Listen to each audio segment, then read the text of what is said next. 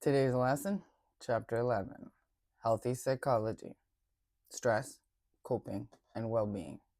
I'm not going to read you a lecture today. This is the last video I'm going to put up here with my face on it. And I want to come in here, introduce my channel, Earth and Behavior. It's got a few categories. I will be doing my natural wellness stuff, my products, how to make them, a lot of that kind of stuff I'm going to be doing on a separate channel that's going to go with following my yard. So I have gardening and preserving and old ways of doing things appeals to you. Those will be categorized under my yard or something. It'll be very obvious. The 80's Babies podcast is the one where I'm going to get into the psychology of our society and my theory, hypothesis on the McDonaldization of our world and how I believe it's created post-traumatic stress disorder in most of my demographic, in my peers. And this isn't to say that it's somebody I know directly. Okay. Who am I? Why should you be interested? I lived a lot of lives. So I quit drinking alcohol 5 years ago, and I turned into a totally different person. And I think it's because clarity is what happens, right? If I've been busy working the whole time, and I've been raising kids the whole time, and I've been dealing with relationships, and I've been dealing with my politics changing around my world, my healthcare changing, like this is over a 25-year span, right? Like my adult years and my child rearing years. I'm looking around at my peers to say people my own age that lived here, went to school in the same kind of schools, shopped in the same kind of stores, shops. I was trying to put the two words together, and witnessed. I'm learning that I believe I was given complex PTSD before I was 18. This is something that psychology is really getting into. So I tried to do a lot of this stuff on my own. I mean, I'm the lady that is like, I've learned, I've learned the Ayurvedas, like, I've learned, thankfully the family does this. I've learned, okay, like, go check out some of this stuff. And then use discernment. You gotta remember, if somebody's up for a really long time telling you what it is, I'm not gonna do that ever. I'm always gonna leave things very open-ended and questionable, okay? So I'm not trying to sell you nothing. But there's truth in there. It's like this, okay? There's 13 different theories of what this place is shaped like. This. Do you know this is a legally binding document? Your pedigree is in here. Do you know what your pedigree is? Well, I have one from the old world here. And I'm not going to get too far into it with you, but I can trace us back to 1721. So I don't originate here, but my bloodline's been here 140 years. Okay, and even this book does not read front to back. Okay, when we get into psychology, spirituality is very important. So that will come into McDonaldization, right? And spirituality and religion are two very different things. So I'm very sound in my faith. I'm very sound in my spirituality, but I have no religion. Absolutely not. I mean, if you had to give me a label, it would probably align with Christians, because that's the label they gave my people and what we practiced as a society. But again, this was written by a dude. I don't have the original copy, so that's a deep dive in itself too, is going and finding the old translations. And who am I? Well, I found some of these that had pictures in them 500 years ago, what this place looked like. And then I found university maps from 1890, which is right around the time of Karl Marx again, that were patented, and they were used all around the world. And, you know, why am I getting on to this podcast? Why am I starting a blog? Well, because in 45 years, I've been exposed to a lot of changes, and I've been exposed to a lot of TV. And in TV, it's given me so much to think about. And because I have a divergent brain, everything sticks kind of photographically, but tragically. So the way that, for me, with complex PTSD, now, shush, it's got nothing to do with the way I grew up. I'm studying mental health. I'm getting into therapy. You know, my grades are showing right now that they're going to certify me in October to assess people, to help put them in the direction they need to go. So becoming a mental health and addictions counselor is that I'm your front line.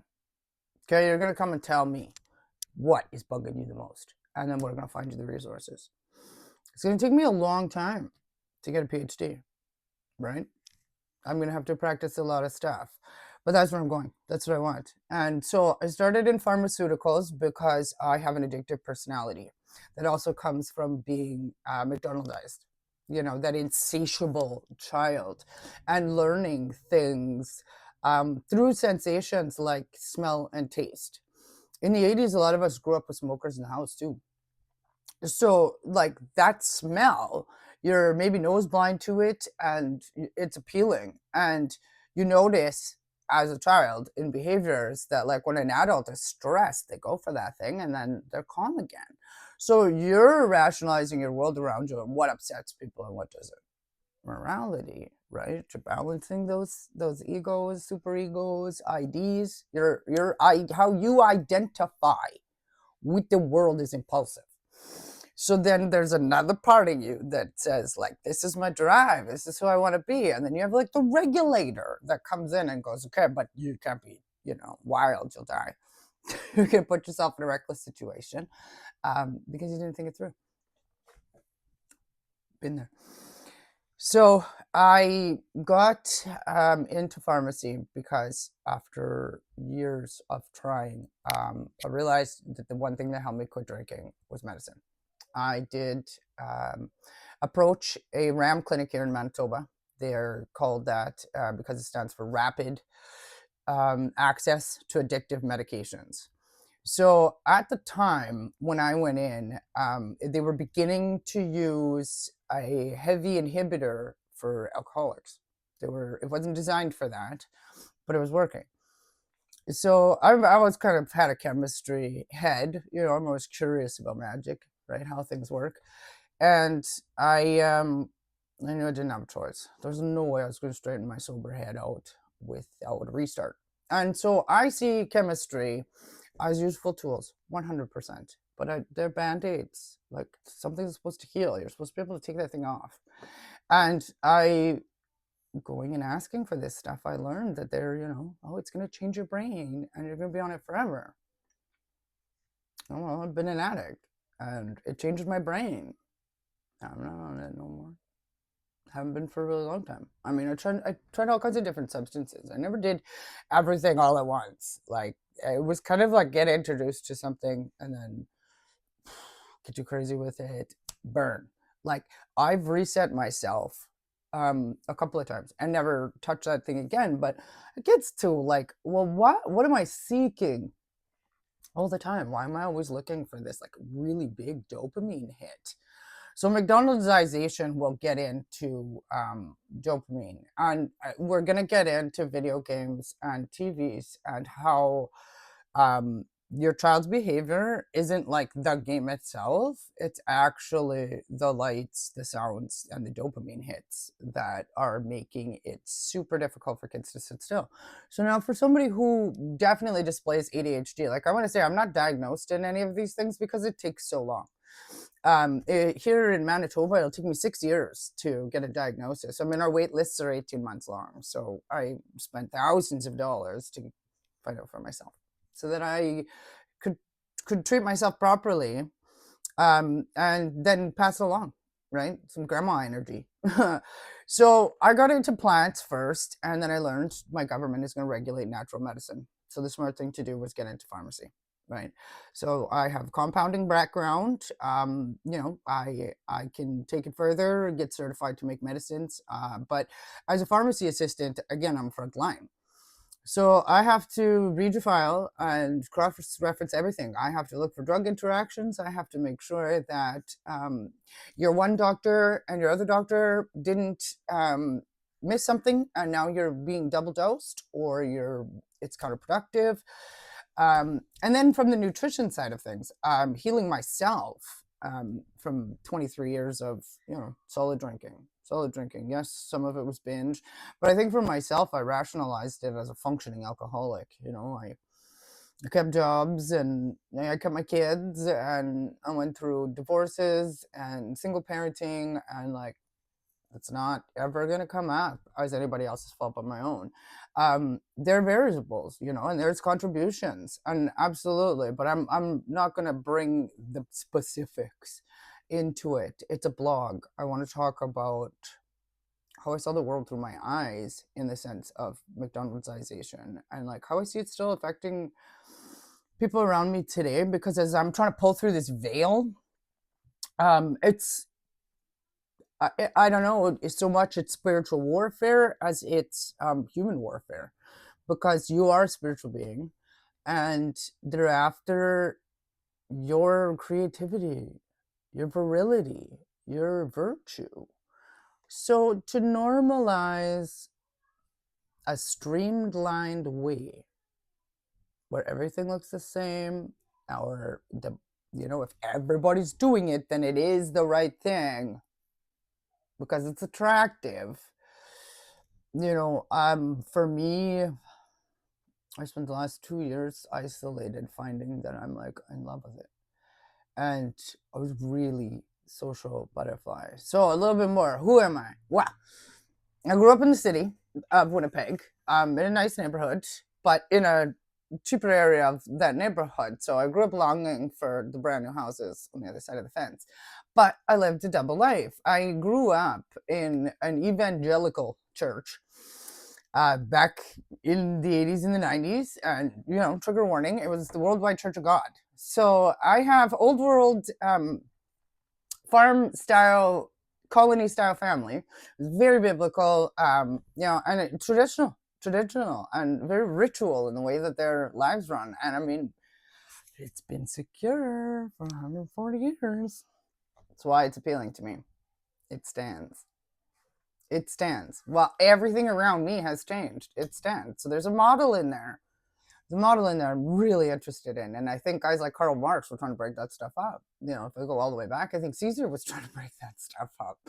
So that's what I think the homesteaders are trying to bring back. And I think we feel it. I think that's spiritual for us. It's I don't want you to tell me what to do. I don't want you to provide it for me. There's an inner knowing that I should be able to have things that last or that aren't unhealthy for me. So the structures are big. So get into pharmacy because I want to know what I'm taking. I want to learn the drug. I want to pick the right drug, because by divine intervention, taking the naltrexone, I took that inhibitor for 45 days. So I did a month and then half a month. I took a sedative for 5 days. My partner would wake me up every 8 hours and give me the medicine. I'd have some Pedialyte to keep my electrolytes up, because I already was drinking Pedialyte for hangovers. So bad it was before I quit. And just dependency. I was at home raising the twins. So I was at the point of I needed 3 or 4 beer a day, not to have the shakes, but the getting drunk was one-offs. It depended, who came around or whatever. My alcoholism was I had routine, I had rituals, I had bedtime, but so disengaged, so disenchanted, and it was scaring me. Everything was so new. So me and my partner were very new too. So I just dumped it all on him. It was like, wow, this is who you met. This is the lady you're gonna get. It's me morphing into. I have no idea. At the same time, I use the internet and I use TV to educate myself. And again, I think I gave myself PTSD. Your eyes work as if you're there, and if you saturate yourself with too much stuff that the mind knows is real, the eyeballs recognize as real, it actually puts you in that state right on your couch. And I swallowed 21 hours of a series I should have never looked at. And that's why the internet's getting crazy, because like what was in there, whether it was actually those people or not, it that doesn't matter. Like, it makes my heart it makes my mouth go dry just to think about it. And I would never tell you what's in it, because like, why? That's like pushing you in front of a train and hoping you live. That was unfair. That was really unfair. And I have a child who is old enough right now to remember when YouTube was uncensored, and there was somebody who did something live while they were kids, and they all started talking about it at school. This cracked open this crazy unaliving norm, weaponization of society. Like, and because of my complex PTSD, my radar's been on forever. And what is the complex PTSD? Well, my father didn't go to church. My father believed in aliens, and like, my father was smart. And my father introduced me to, he liked the black and white war movies and stuff like that. So like, I know a lot about terror. And so that's just exposure. Like, in my house, there's always food. I was always clean. My mom read me a bedtime story every night. My dad was home after supper. But also the 80's. Like, I'm not going to pat these people on the back, because nobody patted me on the back. And that's not in viciousness. It's because, hey, when I realized what I did to my own children, I don't get a pass. I don't get a pass. That is cry bully bullshit. This is the first time and I don't want to do that either, because there you see me getting all aggressive and stuff. It's not getting us anywhere. So after I graduated, and I graduated with honors, because like, man, I was so interested. So it's not about merit as much as like, I think I've learned that my grades define how much I'm taking in, how much I'm really understanding what I'm doing, and obviously how engaged I am. So, and it's been discipline, because there's nothing over my head except my loan. So it's like, I really have to stick it through. I've had to work on the fact that I have PTSD. And in learning it, I've asked the right questions now of therapists, my doctors and stuff, people I have access to, and it's being confirmed. And then it's being like, yeah, that's exactly what you need. And then it's a referral. So I'm in here because I believe in the private sector. If you need to know a little bit more about who I am business-wise, and what I believe materially, for how I participate in the material world of things, I want to be able to just help who I can touch, and if I can get this out and this like turns into some kind of cool discussion, I would love this stuff to be used for educational purposes. Biographies are great. I've read a lot of books on people who got sober, who got past, who settled with parts of their existence. A very smart soldier told me recently, just accepted that it's a part of my past existence, you know? And that's what we got to get to too, because all those things have happened, sure. But giving passes, I think, has really disenchanted me. Like, we're kind of in this space, I think, where I get a lot of, we can't blame our parents. And like, what do you mean? It's like saying I can't blame my government. It's like saying I can't blame tax. Like, yes, I can. And no, it's not blaming my parents. Okay? It's my parents' generation was warning us about this stuff, but not doing anything at the time. I love you guys, but you're still paying the bills, aren't you? You're still declaring all your information. Well, they're actually making bank off it now. Like, they're not even paying us to get it from us, and then they're selling it. And you're rationalizing the order. You're sorry. Because it's a scary place for me. It's not angry. It's like, man, it's not going to change.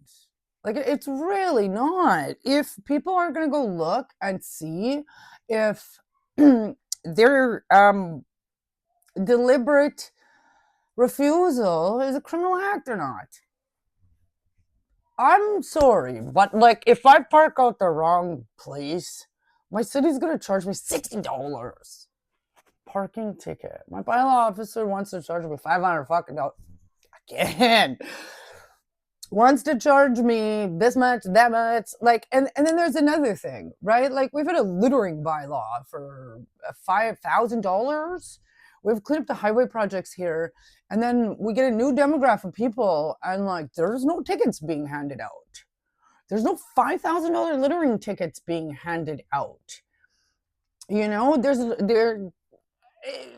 is nutty to me that I'm going to pay all these fees, and then my parents' generation is going to tell me I have to. No, you're not. No. You're not my parents anymore. And you left me a mess. Anybody wants to argue with it? Because that's not what I'm doing. This is your warning that if you came in here to see what I'm up to, see if I'm going to mention you, see if I'm going to talk about our experiences together, there's the exit. Please? I am in here trying to get through it all. The McDonald'sization of my world. The McDonald's world you gave me. You know, the one you actively all participated in. So if that makes you itchy, channel's gonna be itchy. But like, for the rest of us that are curious about how did we get to this? How did it happen? Well, because, you know, we're doing exactly what the generation in front of us did, because, hey, here's where you get your pass, guys, if you stayed this far. You know, they were the ones right after the WW that get the first modelization of their society. I mean, these are the first guys with radios in their cars. My grandpa finds the church through the radio. We all learned about the moon landing through the radio. We're going to get into technology. Okay, we're going to get into how we were all hypnotized. Okay, so it's not, so there is no denialism of like, it wasn't our parents' fault. Because like, no, on a lot of forms, totally was not. You guys didn't see it either. But I like stuff like this. And like, why do I like stuff like this? Well, because when I was a teenager, I got house arrest. I had 2 years to read. And a baby. And I did it in my parents' house. At 19 and 20 years old. Before my brain was fully developed. At 28. In pharmacy, we learn a lot of anatomy. Because I gotta make sure that what you're taking is a medicine and not a poison. Because the only difference is the dose. So why natural medicine is so important to me. So like, yeah, that's why the earth is so important to me and what's going on. There's a lot of old literature that looks like ritual and looks like strange stuff. But I mean, guys, it's lining up. It's lining up with some really crazy tech right now.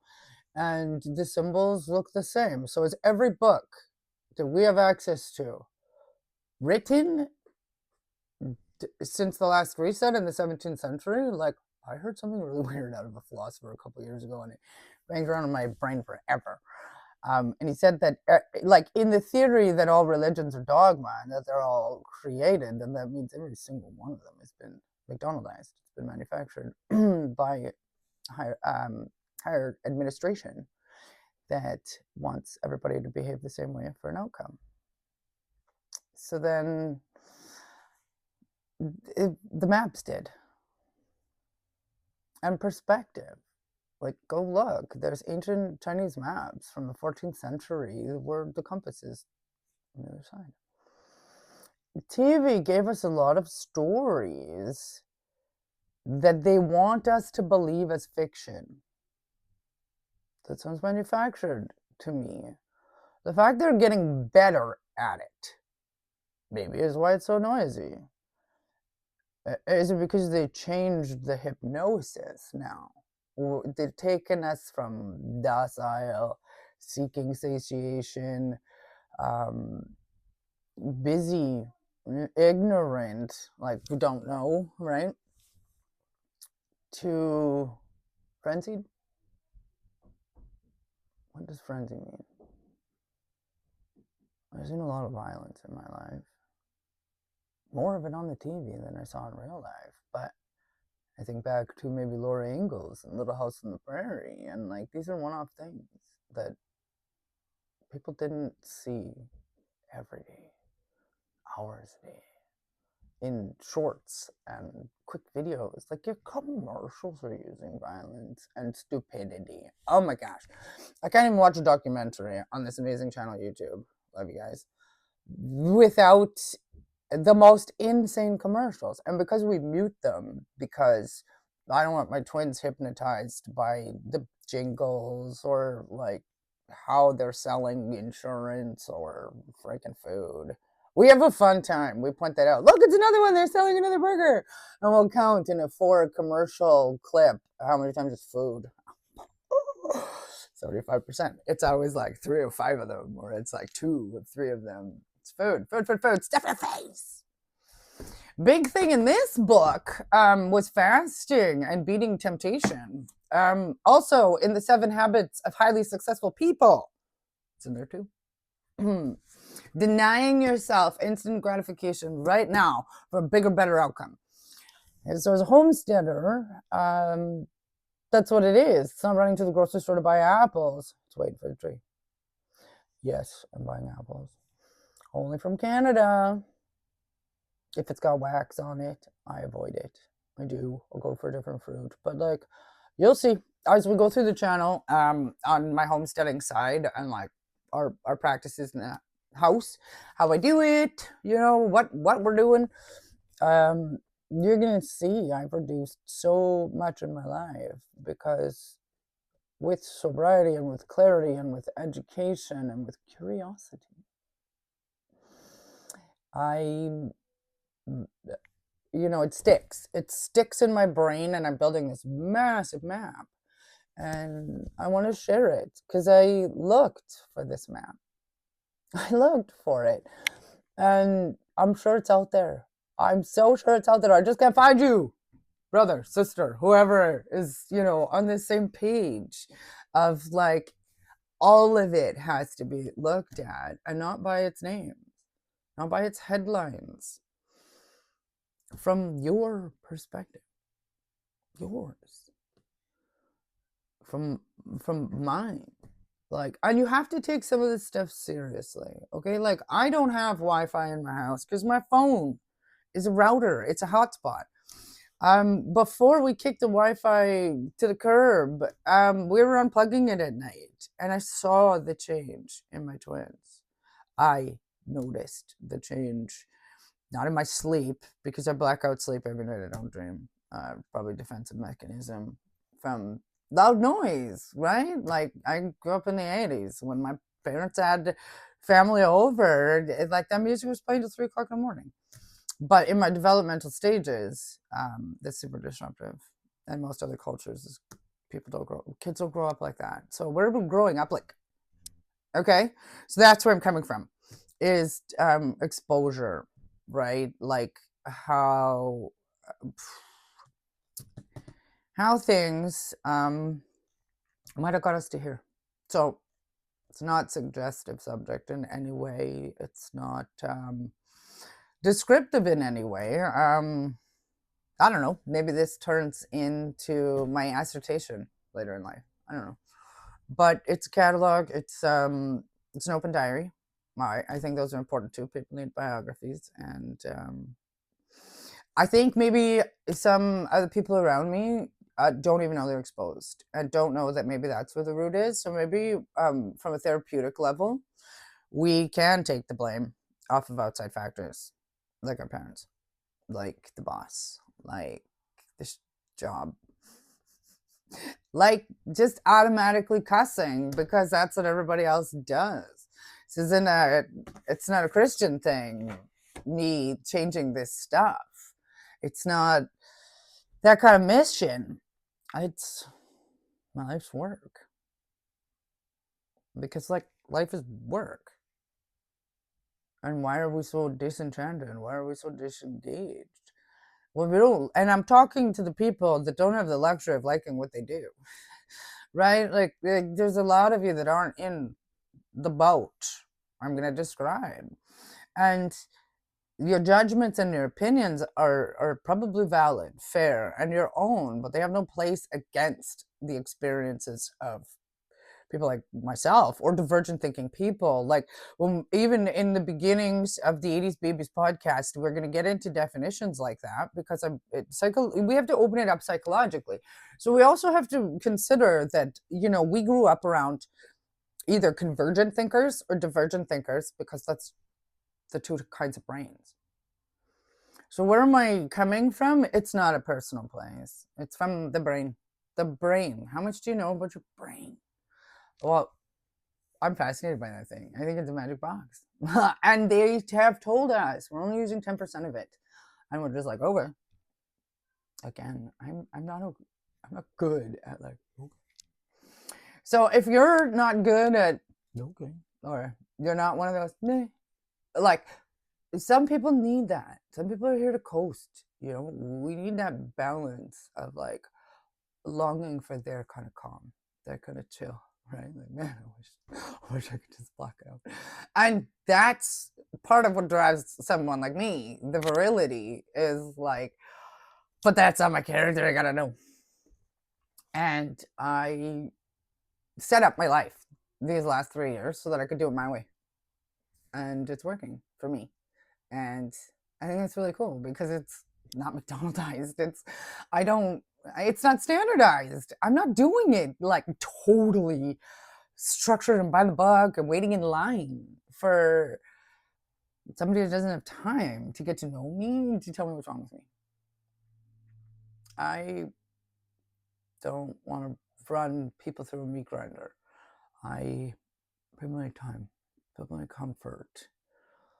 You can't get into therapy and really get into it unless you trust someone. And trusting someone is going to come from your belief as a child, your perspective, your ID, how you identify. That's actually where you're going to connect with people. All the rest regulates you so that you can stay connected with people. But the instinct first, these are really personal and intimate things to us. And you don't want to just talk to somebody that like makes you feel uncomfortable. Now, I've made a promise twice to do no harm and to always come from a positive regard and a trauma-informed place. Because believe it or not, that's our healthcare model now. We're coming from a trauma-informed place. Because healthcare is learning that our society traumatizes. This is not news, and this is not you're tougher than that. Like, you're not immune to propaganda, friend. And that's why it's important to shut some of this stuff off. I would pick up some books. Now, here's the other thing that I heard about from that guy that said about religion and dogma. He said that every single book was fake. There's a part of my divergent brain that says if somebody took the time to write it down and then it gets big, because I'm looking at what happens in mainstream, I'm kind of patterning that graph for myself. And it's like you only get big if they like what you're saying. So I don't read what everybody else is reading. For example, my prime minister, before he was elected, I read his values. And I live in a country right now where people are still complaining about him and haven't read the book. They still don't even know who he is. So I don't want to hear it. I don't. Like, if it's just a McDonaldized idea, I don't want to hear it. If you don't, you didn't hear it out of his own mouth. What are you even discussing? Headlines? That's this big. Like, you know, the newspaper was the first scroll, right? It was the first shorts. Like, get it fast. And like, then same was the 6 o'clock news. It was like bite size. You know, but if you just watch Friday night or Sunday, they'll give you the whole week. Church, religion, how you're supposed to read this book, it's because you go every weekend. And you have somebody up there tell you how to read it, what it says. And so you get too lazy to read it for yourself, connect with it yourself, and we just say hypnotized. And like, I feel like that word's kind of disappeared. And it's so real. Hypnosis. My gosh, guys, like, there's all kinds of crazy old documentaries and black and white shows that show this tech, that show what they were doing in asylums and the tech. That's how they learned what to show us. And if you think that that's not a psychological tool, you're the conspiracy theorist. I'm not the one with the tinfoil hat on, blocking out all of nature's ideas and instincts. I have a tinfoil hat on because the EMF radiation is real. And I make copper jewelry. I do. And my kids love it. I lined the inside of some of their hats. Because when we go into Winnipeg, we're absolutely electrosensitive now. Being this far out in the country, not having a router in our house. And I'm 10 miles away from any 5G tower. But like, we can feel it. We can feel it. You come into the city and you're just like, whoa, everything gets really buzzy. And it's not just the visuals. There is bandwidth, baby, there is bandwidth pumping out of every school, everywhere. That's how radio frequency works. That's the AM, FM radios we had as kids. It's just 1,000 times. Well, we didn't move. Because maybe we were frozen. That I think is why I feel erratic all the time, panicky all the time. Because rationally, I don't. Logically, I'm like, what? This stuff's been here forever. Man, I've seen this in a sci-fi movie. How can I apply that to real life?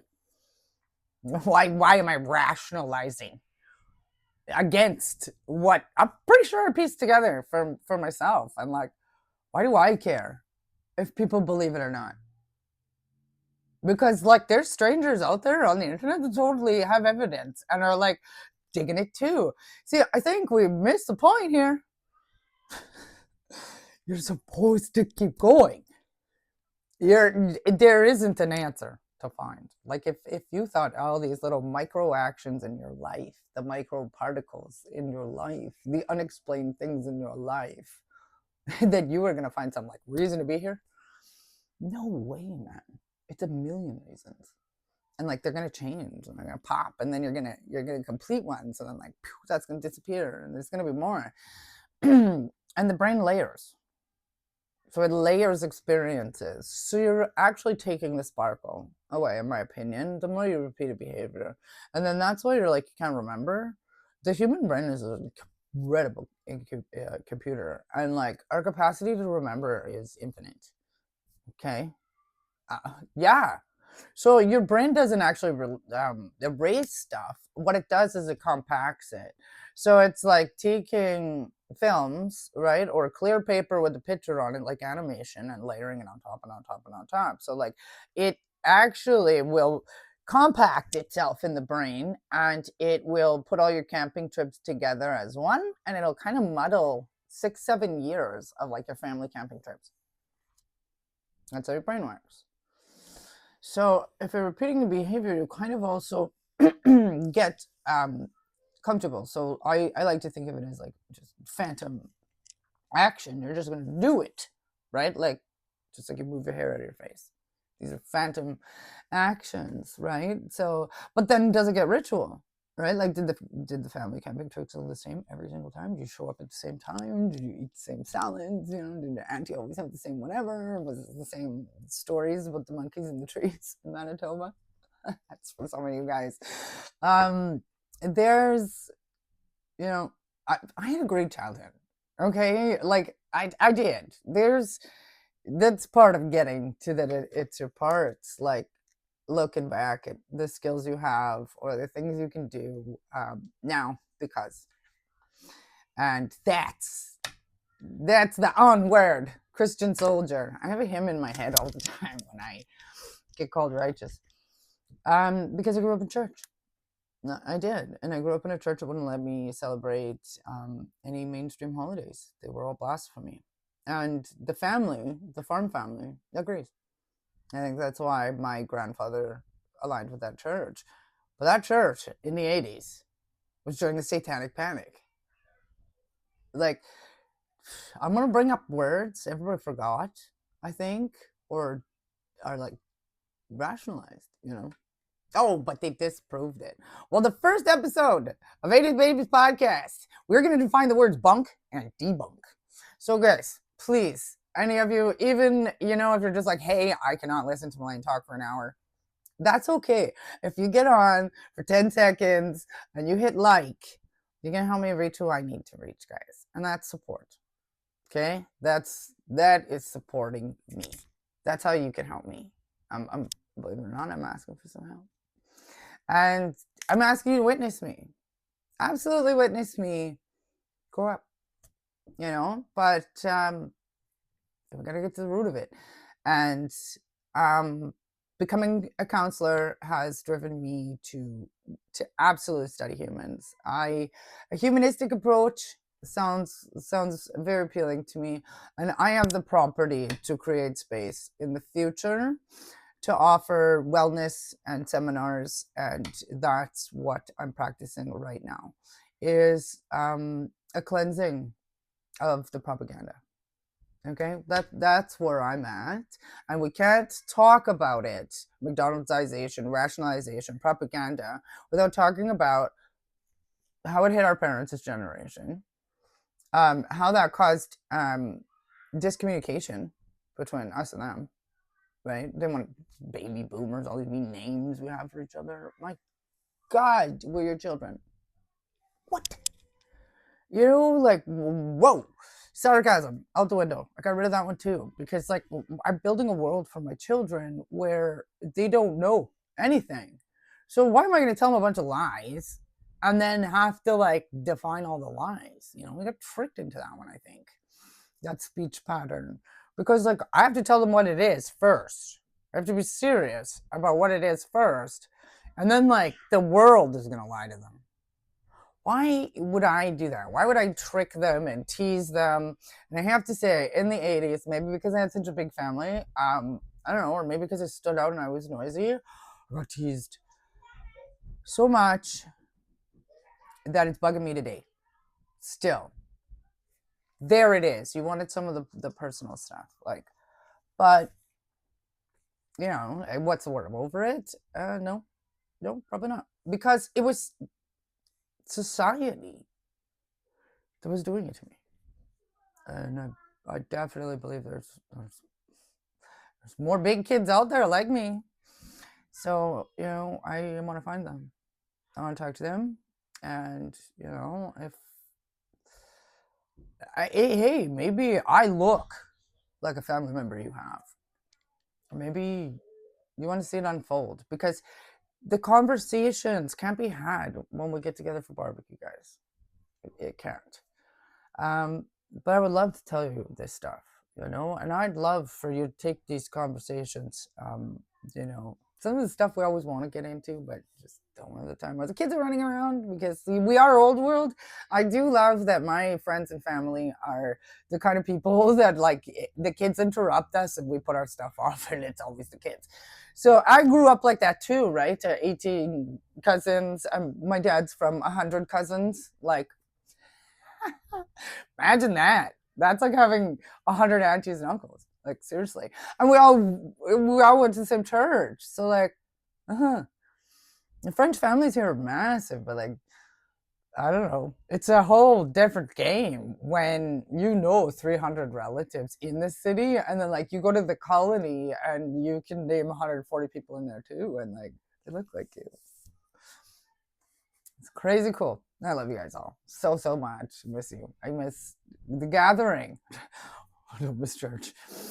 So yeah, I guess I'm gonna talk to like somebody's out there that I know, and then I'll probably switch personality a little bit at the same time into my counselor phase. I got a lot of history. We're gonna cross a lot of scopes. That's why your divergent friends are fun, right? Because I'm probably gonna use Lord of the Ring analogies. I'm gonna wear pins all the time. You see that? That's the Gates of Moria, right? Because my name came from Lord of the Rings. It's actually Melly-Anne. And that's your host on the podcast, so that we can take my doctor character and, keep my real life personal. So, yeah, guys, thanks for getting this far. It's all staying up on the YouTube so that in the future people can see this isn't AI, this isn't some trick. And even for the people that are like, she kind of reminds me of somebody in the family. Well, watch me for a while. Instead of just seeing that high energy and those ticks and that craziness and that speed, maybe watching somebody like me in these last few videos will give you a sense of how hard we're working at trying to calm down some of those behaviors, because you guys point them out. When I'm left alone, they're just me, and I'm comfortable. I'm doing okay because I've created a space where I can. Because inside society's rationalization, I can't breathe. I can't breathe. The human in me is rat in a cage. And if you agree with that, somewhere down in this line, as the years go on, it's going to come up. It's going to come up. And it's, it's a place for if you're bored and you wanted to talk about it, you're seeing the same stuff in real time. Here's what I thought about it, right? Again, opinions, they're like ribs. We all got them. Yeah, they hold us up. But they're there for you, to protect you. Don't go waving them around at everybody else. I love you. I really, really do. I'm going to go grow up now.